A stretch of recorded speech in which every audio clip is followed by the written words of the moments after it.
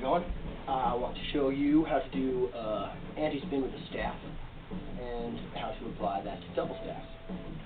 So the first thing I'm going to do is show you how the anti-spin is done with a single staff, but I'm going to use this cross to kind of demonstrate it. So an anti-spin looks like this.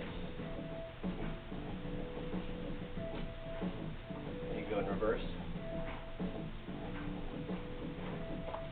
But that's the basic anti-spin. The reason I'm going to use this cross to demonstrate it is because the way I like to think about the anti-spin is one wick is attached to the horizontal axis and one wick is attached to the vertical axis. And so what will happen is they'll move up and down in straight lines. So this wick is just crossing back and forth right along here. At the same time, this one is staying parallel with the up and down staff. You can also do it where the thumb side wick is staying parallel with the up and down staff and the other wick is moving on that axis.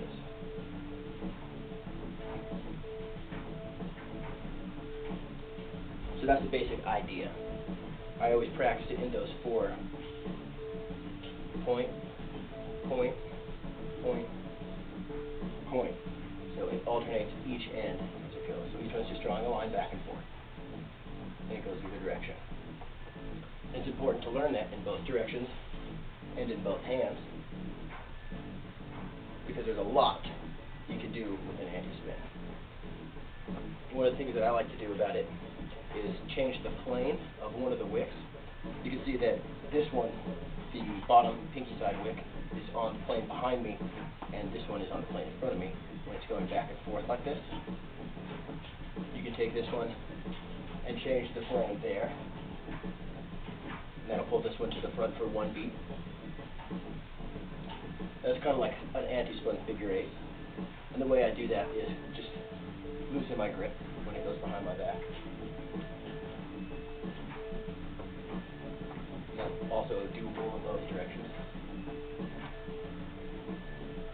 And when you're comfortable changing the plane to front to back with both wicks, like you could start with that plane on the thumb side wick on the back and this one in the front if you wanted. You know, that's just the pinky bleeding.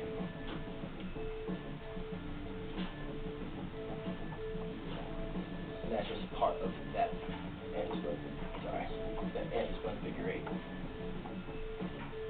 Keep this one up in front, going up and down, or you could keep it in front, going back to back.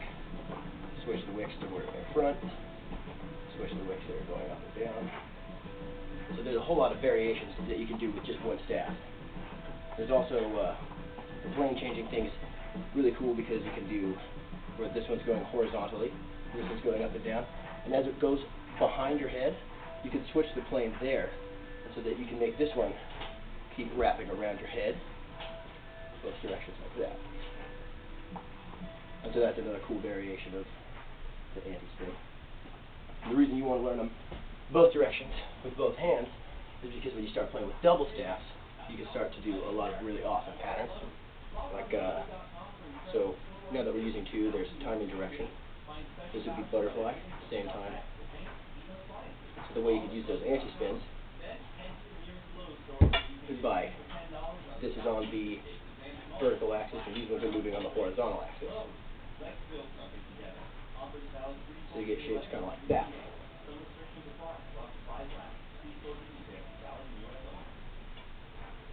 And unless you're doing finger spins and half isolations, you know, it's easier to do this pattern kind of in the facing the wheel plane or the hallway plane. And then if you were to do split time butterfly and anti-spin it, you could do that around the head one that we were working on earlier, or just back and forth in front of you, around the head the other direction, right back and forth in front of your face, in the buzzsaw plane right there. You can also use this with same time, same direction, parallel plus signs, switch to there. It's cool to go here, isolate it, and then poke it back out. Sorry, it's kind of a low ceiling. can also go behind the head with this one, and putting them both into the back plane, behind the head like that. And then split time, same direction. You can do, and now notice my thumb side wicks, other one's going up and down. It's possible, but easier if the thumb side wicks are going back and forth, go around your head.